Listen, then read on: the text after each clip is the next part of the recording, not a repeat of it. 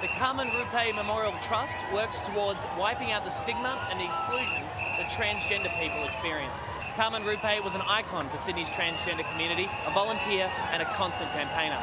Tonight, the trust, named in her honour, has joined with Amnesty International to support the rights of trans people, amongst others. Amnesty are also pushing for changes to New South Wales gender identity laws. On board their float are a couple of very courageous trans activists, and Pat, you met them, right?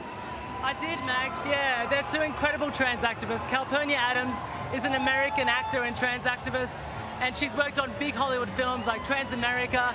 And you might remember Paige Elliott Phoenix. He came out on national television when he was a contestant on X Factor. If I meet somebody for the first time, I hope that their takeaway is just that I'm a good old Southern gal who's nice to know as a friend. But if I have to go into details, I tell people I'm a transsexual woman. I identify as a trans man. If you can imagine wearing a pair of shoes that are 2 sizes too small, and then at some point you realise that there's this perfect pair of shoes that you can put on that are exactly you.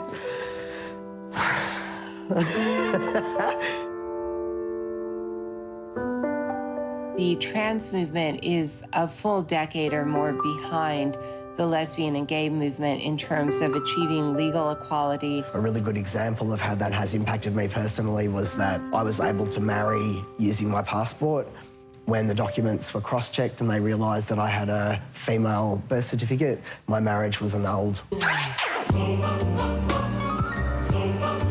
The Carmen Rupe Memorial Trust and Amnesty International are partnering with us to affirm that it is our body and our right. It's about having the right to determine what we do with our bodies, to be recognised in the way that we see ourselves. And the way that they're doing that is by using puppets.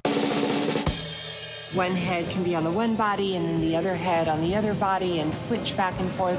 And it really gets that idea of gender fluidity across in sort of a fun, festival feeling way. It's really not just an issue for transsexual people.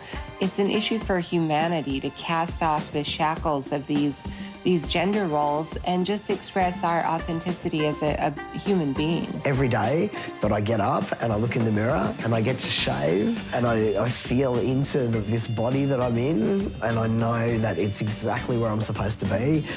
Blessed life. I think we've all experienced what it feels like to wear shoes that don't fit. Yeah, absolutely, Magda. And we still have a long way to go before the trans community experience the kind of acceptance that even we as gay and lesbian people take for granted.